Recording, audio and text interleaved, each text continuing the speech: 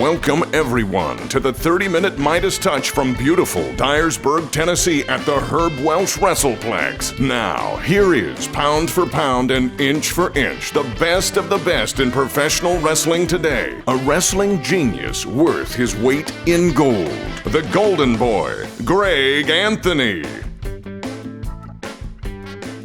Ladies and gentlemen, welcome to the 30-minute Midas touch. I am your host, the Golden Boy, Greg Anthony, and with me, as always, is my co-host, Mark, the Man, Tipton. Oh, the man! Thank you. This is not a Becky Lynch reference. Oh, it's not okay. This is a Stan, the Man. Stan the Man. Yeah. Okay, I appreciate Stan the Man, but I do understand the popularity of Becky Lynch at this point, and I am among those who is a fan. So I don't mind that. Although I'm not a fan of the gimmick, so to speak, I do appreciate the moniker as always. And this week we have a subject for the 30-minute Midas Touch podcast that interests me immensely. It's a kind of a strategy, for lack of a better word. I need to think of a better word than that, for how you should present things and plan things in professional wrestling to tell a compelling story, to involve a continuous story, really, to involve the audience in the ongoing story, which is really, you all tell stories in the ring, and from week to week there are stories that are told that continue on. And one of the things that is used to do that is something that is known as Transition Champions. Mm-hmm.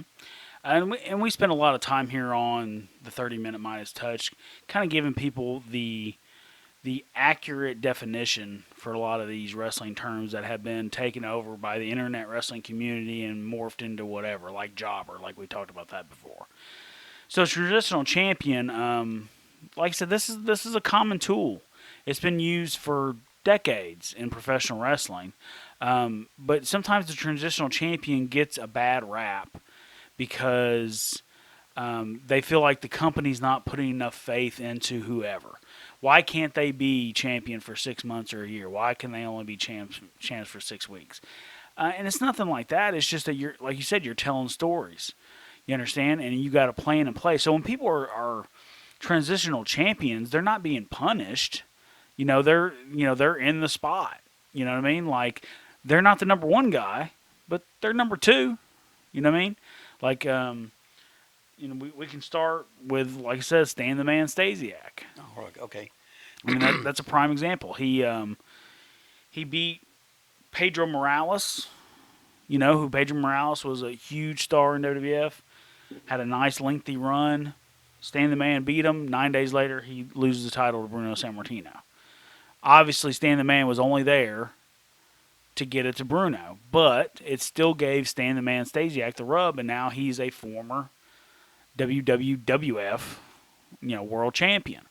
And then his son, Meat / Stan. Yeah, can we call him Sean Stasiak. I'm really not crazy about referring to another man like that. But and that's something that he uses in his stuff, even to this day. Like I saw a promo video of him, maybe like a year or so ago, where he was he had like a hype video for him coming back to WWE and being the only father-son world champions in history. So he was making a push for that. Of course, it didn't go anywhere, but I mean, no. But that's just one example.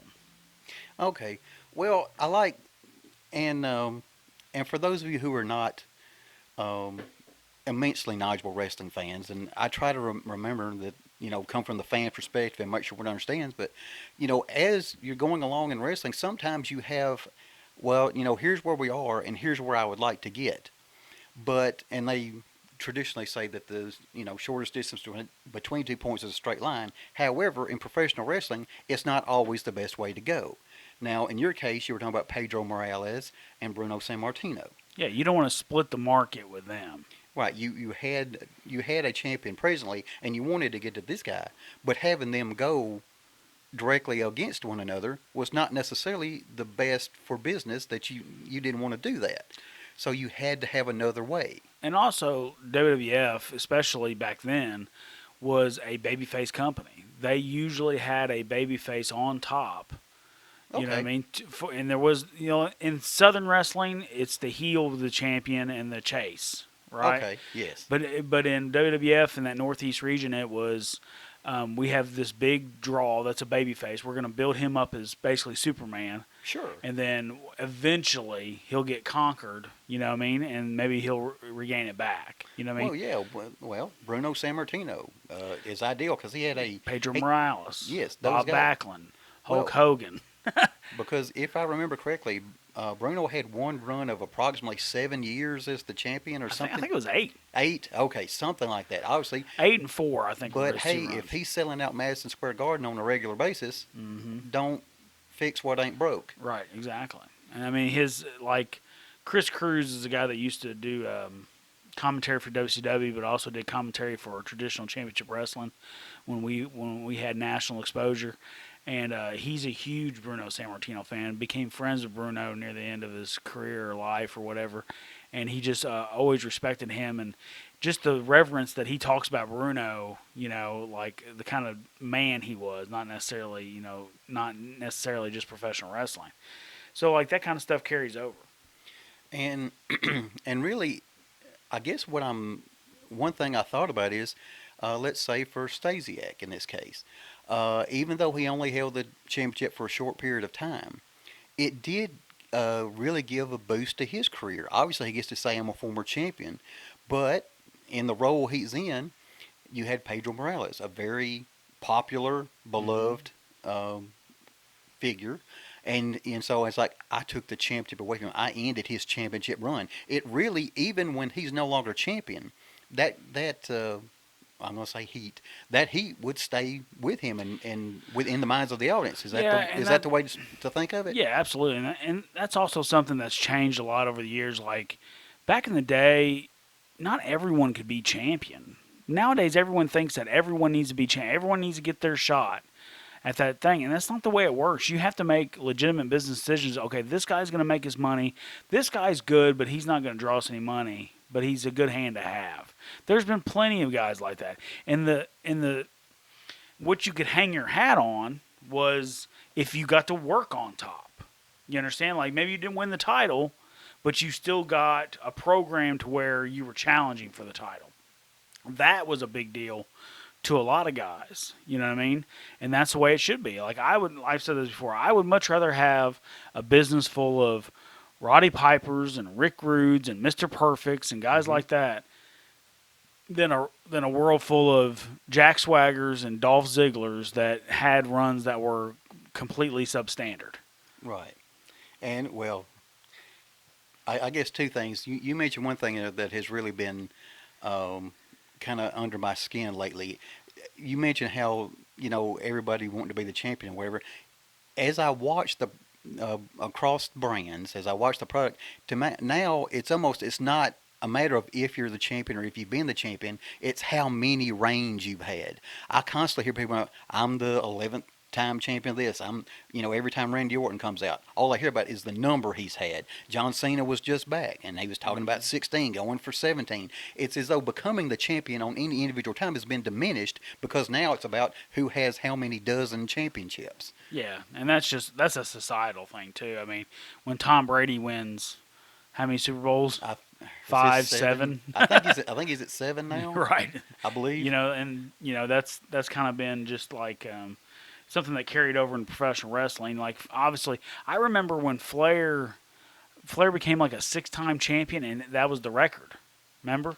And like that was a big deal. And like people, the 6-time world heavy, Well, Booker T, 5-time, Right. 5-time. Yeah. All those sorts of things. That's become the standard now. Right. In any event, we should stay more on the. I guess you could just say it more from a promotion booking standpoint. What is the thinking why you would want to use a transition champion so that those who in the audience can kind of understand what this is about? So the reason you use a transitional champion is obviously, like you said, getting to point A to point B it normally is a straight line, but in our case, you can't have a straight line sometimes. Sometimes you don't want Pedro Morales versus Bruno Sammartino because obviously that's going to split your crowd and do this. So if you're trying to get to another babyface, then obviously you need a heel to bridge that because one, Pedro getting beat by a heel is heat, like you said, and then Bruno beating a heel is the pop, is the payoff. So like, that's what you're always trying to do. Like me for instance, like I don't do a lot of transitional champion stuff, but I mean there are some instances of where I've done it because that's what it called for. Like I'm trying to get to this guy, well I need this guy to put him over, you know. So it's not, and it's like I said, it's nothing to diminish anybody.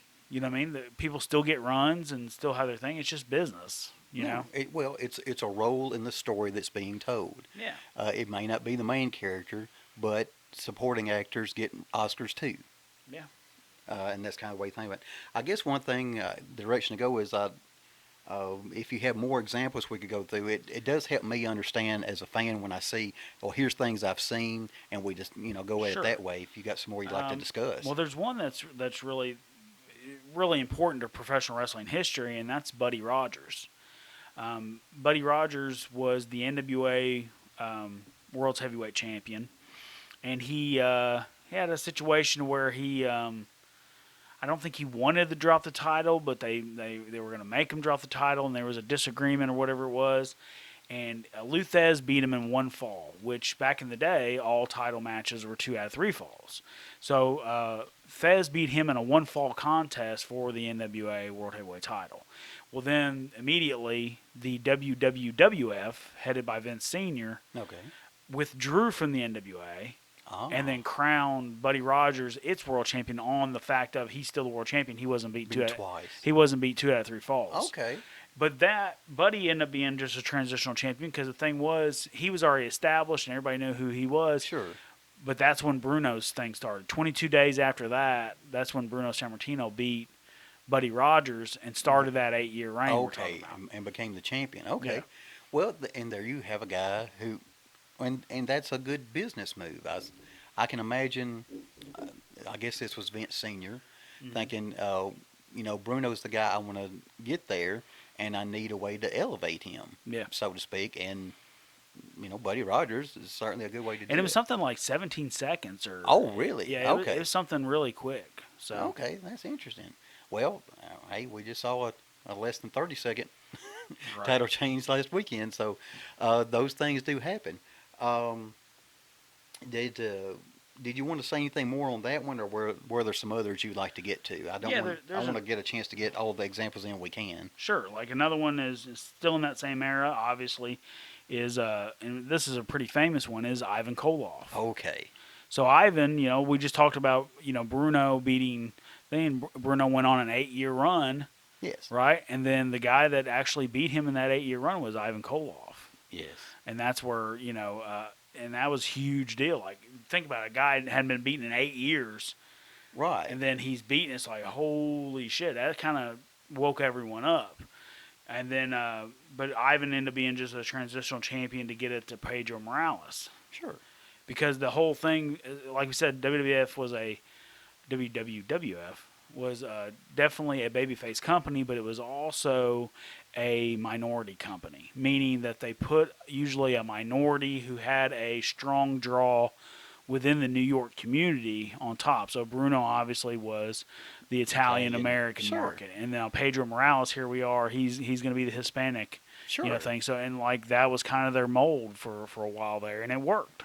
Right. Well, the success, Bruno's success at selling out the Garden is well established. Now, it happened long before I remember watching, and certainly nothing in the New York area was I aware of at that time.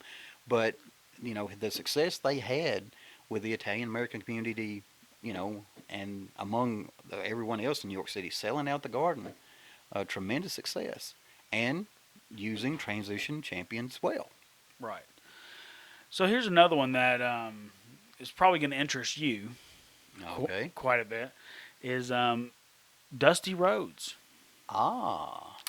Dusty did not have any lengthy reign as world champion. It was all transitional to get to the next guy, whoever that may be. And I always felt, I think I'd heard behind the scenes that kind of bothered him, because especially like when Flair won his first one from him, right? Sure. Dusty hadn't been champion long, and he thought he was going to have A longer run. And then they pulled the rug out from under him. And Flair got hit. And the same thing with Flair. Flair didn't hold it long either because they didn't feel like he was ready, I think. It's like they just kind of like, I'm not sure.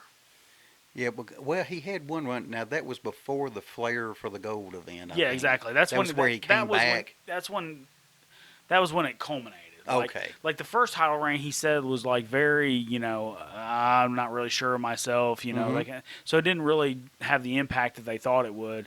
So then he went away for a while, and when he came back, that was the Flair for the Gold, and obviously we know the history after that. I mean, certainly. Well, I guess there's a couple questions. We have mentioned how Southern-based, so to speak, Southern style, tended to favor heel champions. Now, Dusty Rhodes was a babyface. Yeah. I mean, almost exclusively, I guess, but largely, let's say largely for his career. Would that have naturally played into a situation where he would not necessarily have longer championship reigns, just based on where he primarily wrestled? Yeah, that's a very good point. I mean, it very much could have been just a thought process at the time of, hey, we need a heel on top for the baby to chase. People will pay to see the blow off. You know what I mean?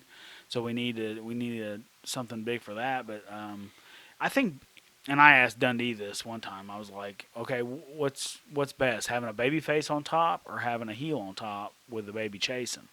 And Dundee said, whatever you fucking want to do. There's a way to do it. You know what I mean? And that's kind of my thought process too. We've had stuff where, me as a baby face, I've had long runs with the championship as I am currently. Right. But then we've also had where Dale Wild was champion for 2 years. Yes. You know what I mean? So like to us, we've done a little bit of both, and we've done some transitional stuff every once in a while too. So I mean, it just like you can do whatever you want if you know how to do it. All right, and so to that degree, and I can understand it. Well, professional wrestling is, as I've mentioned before, from an outside perspective, a collision between business and art, so to speak. And I can see how the artistic viewpoint for Dusty Rhodes could have said, hey, I'd like to see, kind of an appreciation. I have a longer run because of what I can do and what I've done for you in the past, so to speak. But ultimately, it's about whatever's most effective in, as JR says, putting a butt every 18 inches. I think he may use other terms, but an ass. He likes to say that. And I've heard him say that many times. And ultimately, that's what it's about. It is a profession. Mm-hmm. It is a business. And so whatever you really feel is best, so that's why you do it. And that's why you use things like Transition Champions. Yeah. And here's another one that's kind of similar to the Dusty Rhodes one that I think might actually surprise people in the same sense is Mankind, Mick Foley. Yes. So Mick Foley is a 3-time WWE champion. Yes. His entire cumulative reign is only like 31 days or something. Okay. Yeah. Did you know that? No, I knew it wasn't much, but it was never about defending the championship. It was about, that night, and I believe it was in Worcester, Massachusetts. Mm-hmm. That night will forever live in my mind because they talk about people changing the channels. I was one of those people. It did happen. I can testify, so to speak. I can testify that did happen in at least one case. Well, thank you, Devon. Yes. But Foley, and that's what I'm saying. Look at the impact that he's had on the business itself, and he was only champion 31 days. So that's a prime example of somebody that capitalized on it, and it's not necessarily. You don't have to have an 8-year run like Bruno to make it happen. If you have the talent and the wherewithal, then you can definitely make a career out of being a transitional champion. And that's kind of what Foley did. He went from being a transitional champion to being basically a feature part of the show, and it really started with that. Well, there was that, and well, we've mentioned Roddy Piper's name, a guy who never actually, really had runs at all. But he is, everybody. Well, you said Dundee said, well, there's a way to do anything, and so whatever it is your role is, make the most out of it, and I think that's what you're saying Foley did during his time. Yeah, I mean, you got to take. Sometimes you have to take chicken shit and make chicken salad. You Right. understand? And like that just happens to all of us, So there's some things that you maybe you don't agree with. Some things you just do because that's what the company wants you to do, and you just try to make the best of the situation. No one can agree on everything, right? So, but that always leads to more. What's the word I'm looking for? More opportunities. Right. And just make the most out of what you got. Right. Well, I suppose as I was thinking here, we still have a few more minutes here. Let's see. Were there any others that you had that you wanted to? Well, let's kind of keep going. Another one that really did change the course of wrestling history was the Iron Sheik. Okay. That is certainly one that stuck out that I think would be good for you to talk about. So Bob Backlund, okay, let me back up just a minute there. Superstar Billy Graham, yes, right, won the title, right? Certainly. And Vince Sr. told him, and this is the way Vince Sr. worked was, you're going to lose the title in a year. You're going to have a year run, that kind of thing, right? Well, they get into it, and Superstar Billy Graham becomes one of the hottest things in professional wrestling, right? But Vince Sr. was so dead set on his business model of doing that, he didn't call an audible and keep the title on him. Because what he easily could have done was he could have easily turned Superstar Billy Graham babyface, and he kept it another year or two after that. But he stuck with his plan because he wanted a white meat, ultra all-American babyface to be on top. Okay. And there's where Bob Backlund came in. Okay.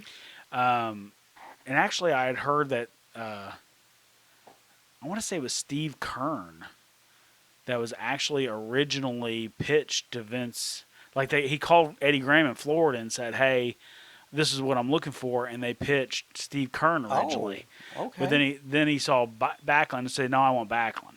He's like, "Really?" He's like, "Yeah." So he got Backlund. So Backlund came up, and I like Backlund personally myself. Sure. But he didn't have that much of an impact on the houses. Like, apparently Vince Sr. was having to try to build up the undercard to support the main event as to where it should be the other way around, right? Yes. So, like, he was having to build up all these huge undercard matches to keep Backlund on top, and Backlund was on top for 3 years, 4 years, somewhere in there. It was Wow. It was a lengthy time, and like eventually, when it was time to make the switch, he lost the title to the Iron Sheik in the infamous camel clutch and Golden Boy Arnold Scotland, throwing in the towel and all that kind of stuff. And then a month later, 3 weeks later, whatever it was, that's when Hulk Hogan beat the Iron Sheik, and and Hulkamania was born. Yes. So I think that whole, to understand that whole thing is important, especially very important for wrestling history. All right. Well, yeah. Looking at that situation, you have Bob Backlund, but going directly from Bob Backlund to Hulk Hogan would have been a disservice to business and one or if not both of the competitors. Yeah, it wouldn't have it would have hurt Hogan. Yeah. You know what I mean? Because like he beat Backlund. You know and what I mean? That's not, like we said, splitting the crowd. He needed to beat a heel, and why not beat one of the biggest heels? Yeah, of the you time? wanted to be a triumph that he's taking out, and so you have the Iron Sheik, who, is not a fan favorite. Yeah. Very, very much. He was throughout his career. And that's what I tell people all the time is like they do something in matches or they do something on promos and something like that, and because they want to do it, I'm like, okay, well, 75% of the people, you got 75% of the reaction you wanted right there. Why don't you just do it like this and get 100%? You know what I mean? Like, that's what we want, right? So, like, I think that gets misconstrued sometimes too, as far as, doing what's, like you said, what's right for business, not necessarily what's right for you necessarily, but what's right for business. What's gonna pop business? Right. Now, obviously, the Iron Sheik being the champion for long term might have been, at least in the case of Vince Sr. in this case, I believe, would have been bad for business. But by letting him be the transition, now you've borne what was, started one of the more successful runs in professional wrestling history. I think anyone would acknowledge that. the success of Hulkamania. Yeah. Over 4 years on that title reign, too. Right. 84 to 88 before the infamous Saturday night's main event. Double twin, or twin double cross. That's what I was trying to say. But another one back to Hogan, obviously, is another transitional champion is Sergeant Slaughter. All right. You know, and that one, well, obviously, you know, Slaughter turned his back on his country and became an Iraqi sympathizer, right? And had all this heat. Then eventually, he beat the Ultimate Warrior with the help of Randy Savage and the Scepter, and he was the dastardly, evil, despised, you know, foreign heel. So, and then Hogan gets to be the red, white, and blue, you know, American. So he wins it. He wins it at the Rumble, right? And then he loses it at WrestleMania. So really, his reign was like 3 months or something like that, 3-4 months. So, yeah, and he did. And like I said, he did well. He did very well in that role. You know what I mean? He got what they needed to get over, and that was one of the first WrestleManias that I actually think involved color. Okay. Because Hogan actually bled in that WrestleMania match. And that's something that he could hang his hat on for the rest of his career. Former WWF champion, Sergeant Slaughter. Right. And, well, I guess the appeal of that is a guy who was so known as, the real-life G.I. Joe, so to speak, then kind of being a traitor. Oh. If anyone would like to gift me the Sergeant Slaughter G.I. Joe, that's one of the things I want for my collection. So if anyone has it in their heart, my birthday's in June, I understand, but Christmas is coming up. Well, sure. So, all right, back to, let's see. We talked about Flair in some sense, but like there's actually a point where Flair was a transitional champion too. Okay, let's talk about that. So Flair obviously comes to WWF, wins the Royal Rumble, wins the title in the Royal Rumble. Yes. Is when the title was on the line in the Royal Rumble. Wins the Rumble, goes to WrestleMania, loses it to Randy Savage, right? Yes. A couple months down the line, he regains it from Randy Savage, but then 6 weeks later, drops it to Bret Hart, and that's when Flair's on his way out. Soon. He ends up doing the thing with Perfect, but I mean, it was still soon after that. Okay. Yeah, it was towards the end. Yeah, so that was Flair, someone's had... We say 16, but it's actually more like 25, 26 title. Sure. And the fact that he only has one of those as transitional kind of speaks the world of the impact and the draw that he had on professional wrestling. Right, but then when his turn came to be in that role, then he did it because that was business. Yeah, and he tapped out for Bret Hart and the Sharpshooter. So, right. I mean, what else do you want? Another fun one for me was Sid Vicious. Or Psycho Sid. Yes. Because, that was a quintessential transitional champion because it was literally just to get it back to Shawn. Like, he beat Shawn at the Survivor Series by hitting Jose Lothario with the infamous camera and giving him the heart attack or whatever it was. Yeah. And then, Great drama. Yeah, and then, he powerbombed Shawn 1, 2, 3, won the title, and he was champion until the Royal Rumble, which the Royal Rumble was held where? San Antonio. 50,000 people in San Antonio came to see Shawn Michaels vanquish Psycho Sid. And and that was right for business. Like, right. I think it added more. It didn't hurt Shawn not to be the champion walking in. No. It just made it all the more like, I got to see this. No. That's what can he surmount this monster that we have and bring this to an end. And I think both performers play their role really, really well. Right. Let's see here. Who else we got here? We got, let's talk about Randy Orton. Yes. Randy Orton's first run was basically a transitional champion. So Lesnar was the original youngest WWF champion of all time, right? Right. Well, then when Lesnar left right. abruptly, right? Yes. There were some sore feelings, I guess, in the office, but they didn't want him having that. Some of us in the audience as well. Right. So they didn't want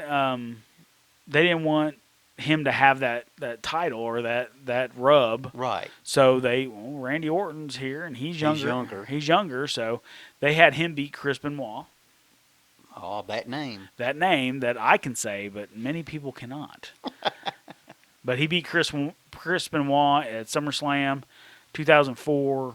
RKO 1, 2, 3. Whatever. Sure. And then he started then he flipped babyface because he got kicked out of Evolution. Right. Because Triple H was thumbs down. The thumbs down, the Caesar's thumbs down from Triple H because he was mad because he became world champion instead of him.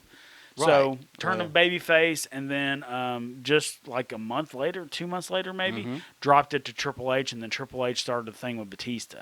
Sure. And that's kind of where that all went. So, yeah, he was a transitional champion, but it was basically, like I said, just to get him as the youngest champion of all time. Well, yes. An opportunity to erase Brock Lesnar, and particularly at that point in time, erase that element of Brock Lesnar from, look, the agitation with Brock Lesnar was not strictly in the office. Right. I'm still aggravated about it. But anyway, we are over time. Okay. Just barely. Just barely. This is probably one of the shortest episodes we've done in a while. So. All right. But once again, for myself, the Golden Boy Greg Anthony, and for my co-host, Mark the Man There Tipton, you go. thank you and goodbye.